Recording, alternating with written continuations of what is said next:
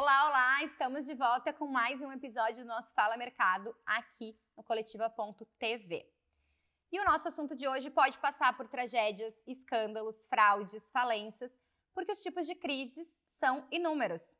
Como comunicar esses momentos críticos a fim de preservar, reverter ou evitar danos aos personagens principais?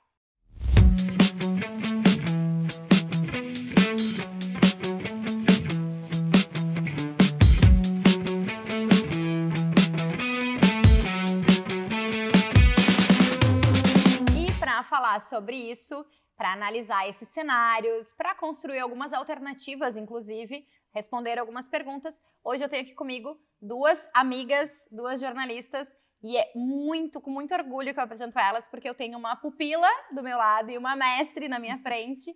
Então, Laura Glier, Shalom Teobaldo, sejam muito bem-vindas. Oi, é um prazer estar aqui com duas professoras aí, uma na faculdade e uma na vida, né, duas amigas. Obrigada pelo convite. E eu também estou lisonjeada com esse convite. Com duas pupilas. Duas ex-alunas queridas, colegas de mercado hoje. É um prazer estar aqui com vocês. Muito bem. E para vocês que estão aqui conosco, não se esqueçam, curte, compartilha, se inscreve no canal, ativa o sininho para o YouTube te avisar sempre que tiver conteúdo novo, e sempre tem conteúdo novo, toda semana o Fala Mercado está de volta. Então, como vocês lembram, hoje quem conduz a nossa conversa é a Shalom, e a nossa entrevistada, especialista em crise de imagem, em reputação, enfim, toda essa parte. A Laura, além de mestre, é doutora nesta área também. A tese dela foi o acidente da TAM, né? Os dois acidentes, TAM e Air France. Eu lembro bem, eu acho que eu inclusive usei a tua tese em alguns dos meus trabalhos que tu me orientou, né?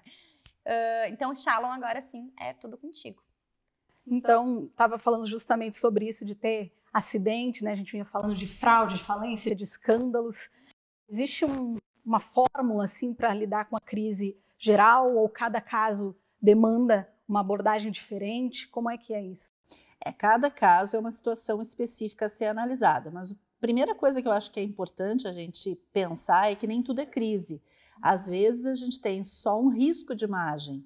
As pessoas hoje colocam tudo como crise e nem tudo é. Às vezes nós temos um risco de imagem que pode vir a gerar uma situação de crise, mas ele pode ser também contido e não acontecer a crise. Cada crise tem as suas particularidades, cada negócio tem as suas vulnerabilidades, os seus pontos mais críticos, mas é importante, o que a gente sempre enfatiza, o plano de contingência, né? Eu ia dizer isso, eu me lembro muito bem das aulas da Laura falando do plano de contingência. Porque isso, assim, o plano de contingência não é um dogma, não é nada que seja seguido extremamente à risca, mas ele vai ser um norteador, ele vai ser um orientador na hora de uma crise. Porque na hora da crise todas as pessoas estão muito envolvidas emocionalmente, então é importante que eu tenha planos de contingência, pelo menos para aquelas crises mais prováveis dentro do meu negócio. Isso já ajuda muito. E claro, quem estiver gerenciando o comitê de crise tem que ter muito cuidado, né? Hoje em dia, com a velocidade da informação, com a questão das mídias sociais, tudo isso, das fake news também que circulam, então a gente tem que ter um cuidado muito grande no gerenciamento das crises. Pois é, e isso mudou, assim, eu vim até conversando com um colega sobre isso. 20 anos atrás, talvez, ou a gente não ouvia falar muito das crises, ou elas existiam menos. Parece que as redes sociais potencializaram. Claro, tem a questão, né, o consumidor agora, ele também tem a voz, então ele está ali, ele cobra das marcas que ele consome, ele é um crítico, ele também é um elogiador, mas ele faz todo esse papel. E isso mudou, assim, na hora de gerir uma crise?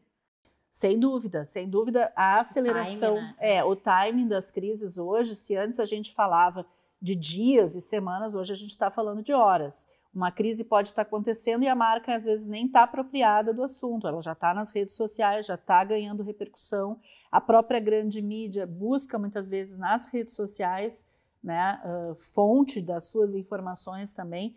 Então é importante o que a gente sempre fala, monitoramento, né? A marca ela tem que fazer, a empresa ela tem que fazer, ou a personalidade pública, seja quem for, né, precisa fazer esse monitoramento do que está sendo falado a respeito dela, seja de positivo ou negativo. E a partir daí, quando algo foge do normal, né, algo foge da curva, já imediatamente agir. Pois é, tu falava sobre a crise e ali uma situação com a imagem, né? Quando se caracteriza uma crise mesmo? Sim. O que a gente costuma dizer que diferencia um risco de imagem e uma crise é quando tem um evento crítico.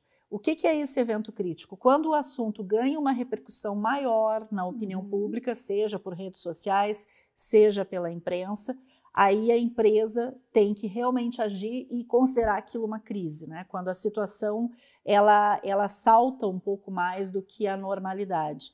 Às vezes é uma situação de uma crítica isolada que vai ser gerenciada e não vai virar uma crise, mas quando eu tenho muitas críticas sobre uma situação, ou como um acidente aéreo também, como a gente estava falando, né, que foi o meu tema, que é inegavelmente uma crise, daí, né, porque normalmente envolve vidas, né, situações que não tem como a gente dizer, não é uma crise, é crise. E no caso do acidente da TAM, 2007 a gente está falando, né?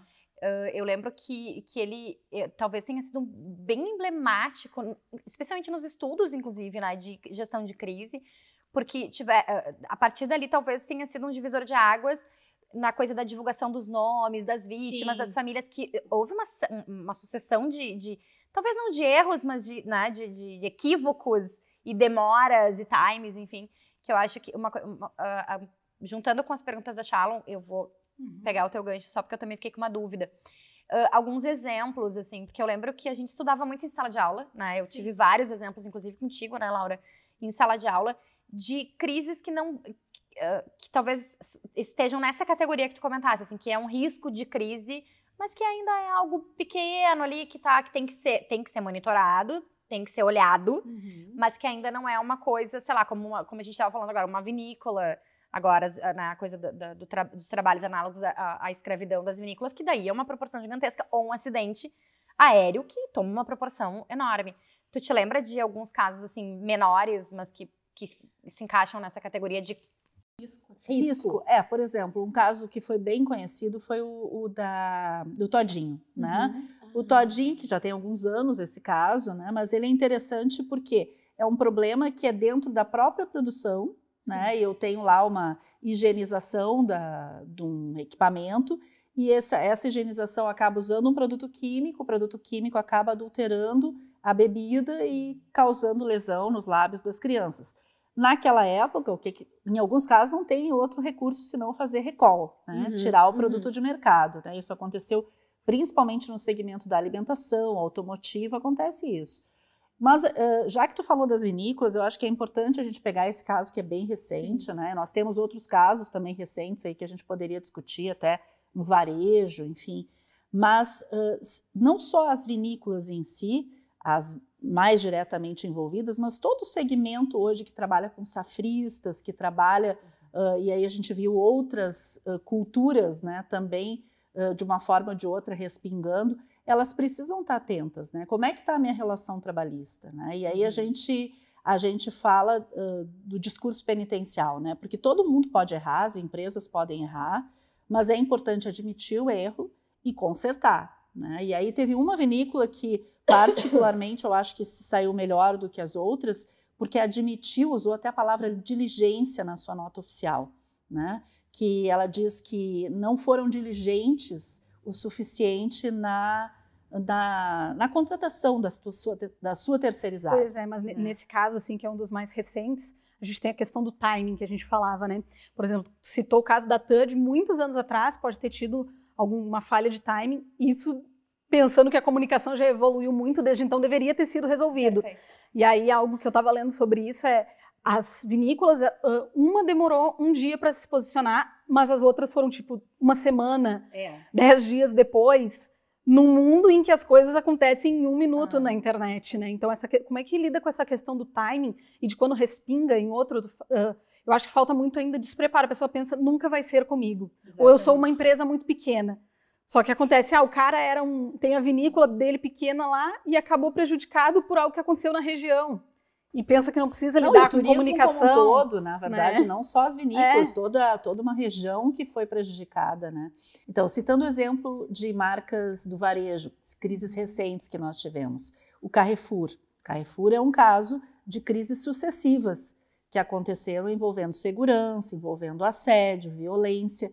E o que a gente percebe é que a empresa está buscando fazer algumas coisas, mas parece que não aprende.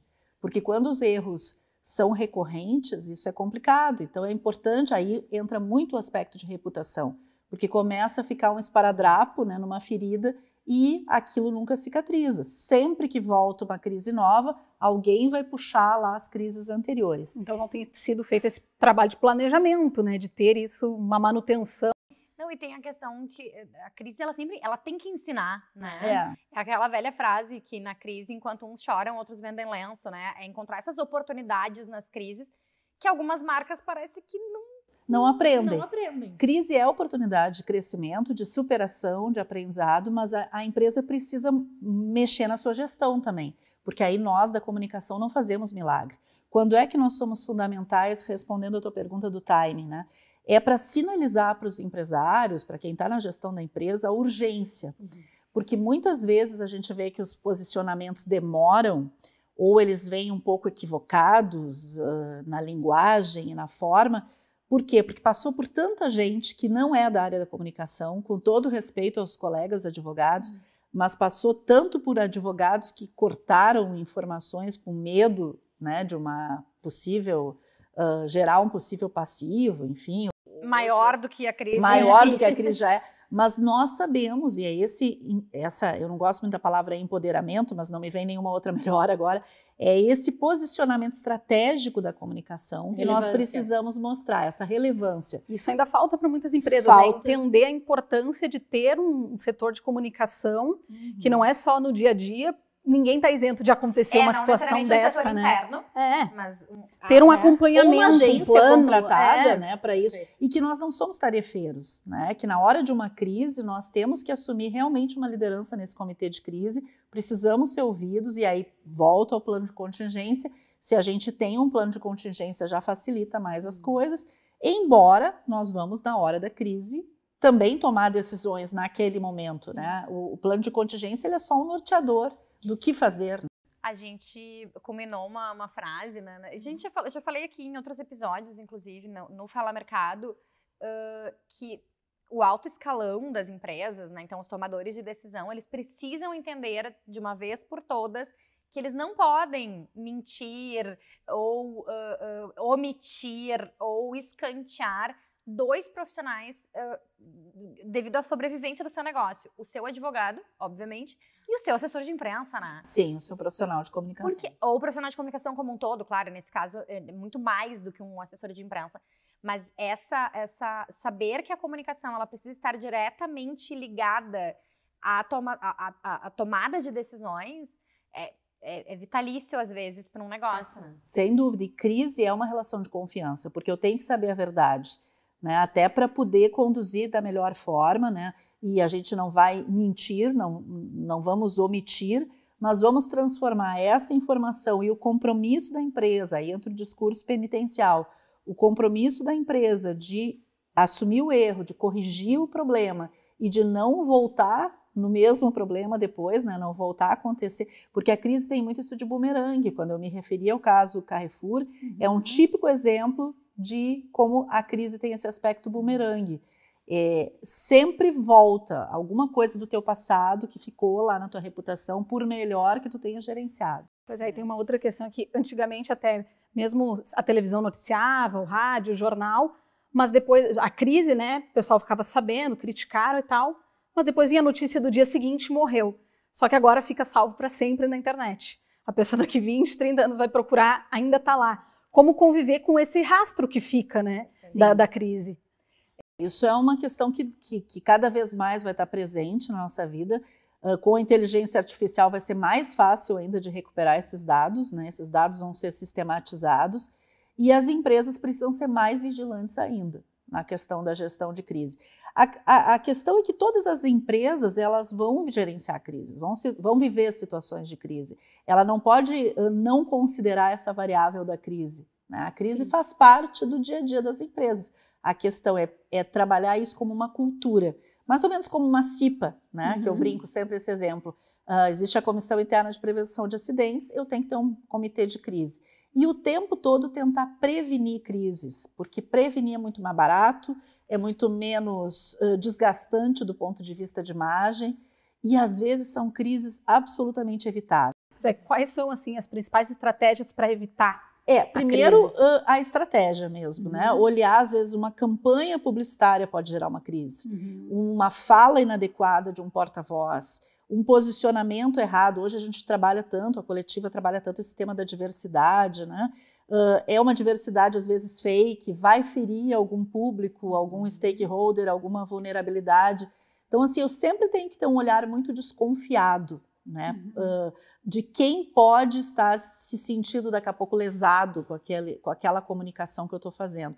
Isso vai desde a minha comunicação para o lançamento de um produto, para uma estratégia, seja ela qual for, né? Isso é crise evitável. Mas tem crises que são inevitáveis, até as questões climáticas que a gente vive hoje, né? Tudo isso são questões que eu posso até colocar, ponderar, mas não necessariamente eu vou ter como controlar. Aí, o controle é variável. Junto com a limitado. comunicação, quem mais precisa estar, né? Quais são os profissionais, as áreas que precisam estar nesse comitê de crise? Olha, as áreas estratégicas da empresa, por exemplo, se é uma indústria, tem que ter produção, tem que ter o marketing, tem que ter vendas, né? Marketing, vendas, tem que ter a comunicação sempre. O jurídico, ele é necessário, né? Obviamente. E tem que saber eleger quem vai ser o porta-voz também, porque nem sempre vai ser o diretor da empresa. Às vezes, pelo contrário, nós vamos blindar, às vezes, na ideia de blindagem, a gente usa muito em gestão de crise. Eu lembro muito dessa. A gente vai blindar um determinado CEO e vai ser outra pessoa que vai estar mais relacionada com aquela crise. Então, tem que saber muito bem analisar o cenário e ver quem são as pessoas envolvidas.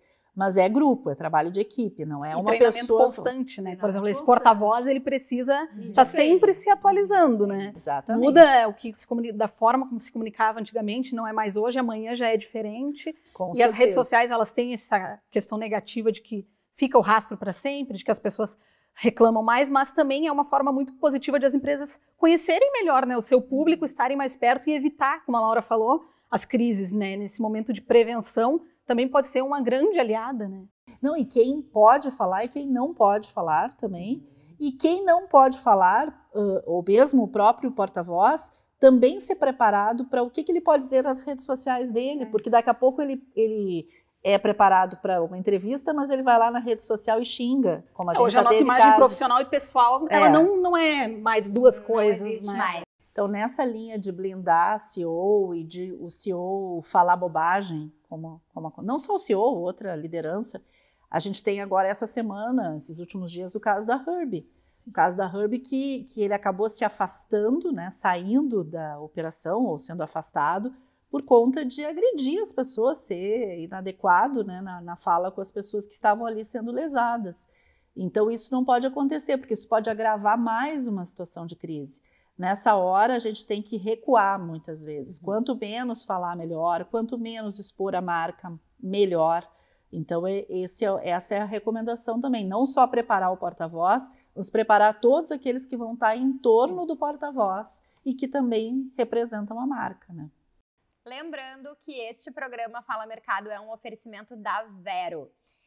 Quer gerar nota fiscal na sua maquininha? A Vero resolve da forma mais prática e econômica. Acesse sejavero.com.br e veja a solução perfeita para o seu negócio. Vou aproveitar a deixa, então, e fazer o que a gente chama de a pergunta da produção. Então, para quem não sabe, a gente, atrás dessas câmeras, como vocês estão vendo aqui, tem a galera que trabalha conosco e que se envolve aqui, que gosta de participar. E eles mandam umas perguntas e a gente, às vezes, faz umas seleções. Devido especialmente ao avançado da hora, eu escolhi o seguinte. Qual a grande diferença entre gerir crises relacionadas a tragédias, como a gente veio falando do acidente da TAM, por exemplo, e aquelas que remetem a escândalos ligados a pessoas ou finanças, por exemplo? Como se gere uma coisa e como se gere a outra, né? A tragédia, como o próprio nome diz, ela vai te remeter, obviamente, a um problema que pode ser da empresa, ou houve uma falha de manutenção, um avião que cai, né? A primeira coisa que vai se perguntar é quando foi a última manutenção daquele avião. Vai se pedir a caixa preta, vai se verificar. Mas como nunca é um fator apenas, pode ter falha humana, pode ter falha mecânica, pode ser o clima, uma intempérie. Então, há sempre um benefício da dúvida, né? Mas quando eu tenho, por exemplo, um caso de corrupção ou um caso mais grave envolvendo, na política, a gente tem hoje vários exemplos, nas empresas, isso acaba sendo um pouco mais indefensável. Eu preciso ter muito cuidado, né, quando essas provas vêm à tona, e hoje a gente vive uma sociedade onde essas provas são facilmente contestadas. Aliás, né? nosso ex-presidente da República é um arsenal de crises de imagem, Exatamente. né? Com provas, inclusive, vindo à tona cada vez mais. Né? Então, é uma situação que é muito mais difícil de gerenciar. Né? E aí, quando entra nessa seara, por isso que eu digo, a gente também tem que saber, enquanto profissional de comunicação, já que estamos num programa de mercado, com quem a gente está lidando, né? Quem a gente vai assessorar, quais são as crises que a gente vai conseguir gerenciar, porque existe um trabalho ético por trás, existe uma seriedade por trás, e houve uma falha, porque errar é do jogo, errar é humano, e houve uma falha e a empresa está disposta a corrigir. A organização, a pessoa. Agora, quando a gente não quer se misturar com isso também, porque às vezes é pior até para o profissional de comunicação, né? Ele vai também colocar o nome dele em jogo, né? E a gente sabe que hoje a própria mídia também, quando erra, está se retratando. Então, nós estamos vendo aí um pouco mais de cuidado de todas as áreas em relação a isso. Inclusive para nós, né? Inclusive para nós. Comunicação. Inclusive para nós. Aliás, acho que a gente teve casos bem recentes agora sobre isso, né? Da mídia olhar para si mesma, da gente rever comportamentos, né? Como o caso de Blumenau, né? Teve a questão ali de não mostrar mais, então, o rosto nenhuma vez, não citar o nome nenhuma vez. Não estimular a violência. Exatamente, mas isso foi uma construção, né? E agora a gente teve também, há pouco, com a retomada do programa do Linha Direta, né? Que retornou o caso Eloá, em que teve a imprensa, não tinha limites, né? Da imprensa chegar até o momento ali. Claro, nesse caso a gente está falando de um crime, mas a interferência da mídia nessas ocasiões também é extremamente delicado, né? E acho que a gente, no momento de crise, a gente também precisa, nós jornalistas, olharmos para nós mesmos, né? Foi uma crise que a imprensa criou para si mesma nessa situação, né? Existe uma diferença entre tu apurar a informação e tu ultrapassar um limite de uma investigação ou sair construindo uma tese, né? O caso da escola base, que é um caso clássico, e que hoje a própria mídia já tem, inclusive, documentários sobre isso, né? Mostrando como na época se errou, de fato.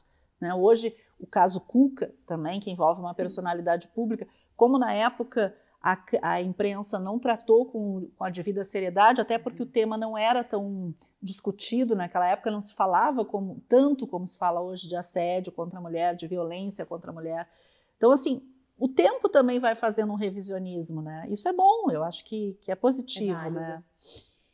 Bom, a gente está se aproximando do fim, infelizmente, porque eu adoro fazer esse programa. Então, assim, somos íntimas. Né? Shalom, então, vamos tratar de seriedade aqui. Tua última pergunta. Então, contou aí a gente falou sobre vários casos, mas queríamos ouvir uma experiência tua, né? Como jornalista, como pessoa que trabalhou com crise, que estudou a crise, algo que tu vivenciou assim e gostaria de compartilhar.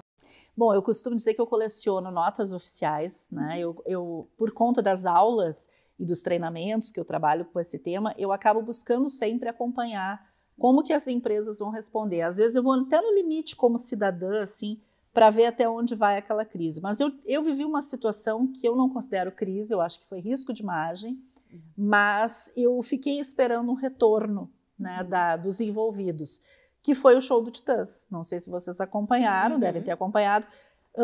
Do momento em que veio a público que o show do Titãs trocaria de lugar, né, sairia do Beira-Rio e foi para a FIEC, já aconteceu na última semana, o público ficou bastante indignado. Muitas pessoas, eu fui uma delas que fiquei indignada. Assim, comprei para ir num show no Beira-Rio e não consegui ir, né? E estava ainda... cheguei a vender os ingressos, inclusive para outro colega jornalista. Acabei sendo fonte na imprensa para isso também. Quando as pessoas viram que eu estava vendendo, uma outra colega jornalista me chamou para falar. E ali eu acho que fica uma lição que a gente também tem que levar, que são os envolvidos numa crise. A produtora talvez fosse a mais envolvida, mas a banda respinga na banda também. Claro. Né? E eu fiquei esperando um posicionamento da banda, né, em relação a isso. E e o receptor, eles conversam muito Claro. próximo, né? Então, assim, eu acho que a gente também tem que levar isso. Às vezes, não é exatamente contigo, mas é no teu quintal, é muito próximo. Então, eu diria para vocês assim, eu procuro observar várias crises sempre nesse aspecto, quem são os envolvidos naquelas crises e como que eles estão se posicionando, né? E toda crise tem uma lição. Eu acho que isso é o mais interessante, assim, desse nosso papo. Mas então terminamos com uma frase ótima, né? Toda crise tem uma lição. Meninas, muito obrigada mesmo pela participação de vocês, por essa aula, né? A gente Sim. tá super acostumado a ter é. aula com a Laura. Já me ouviram falar disso? Já Matar um ouvimos. pouquinho da saudade do tempo da faculdade. Exatamente. Muito obrigada, Laura, por aceitar o nosso convite para Eu esse que papo com a agradeço. gente. E obrigada, Chá, também, por Obrigada. conduzir essa conversa aí. Orgulho de ver essa mulher, essa Cresci. profissional. Eu que tenho orgulho de vocês duas. Obrigada. Quem ficou com a gente, então, curte, compartilha, se inscreve no canal, comenta, porque aqui o protagonismo é do mercado. Até a semana que vem.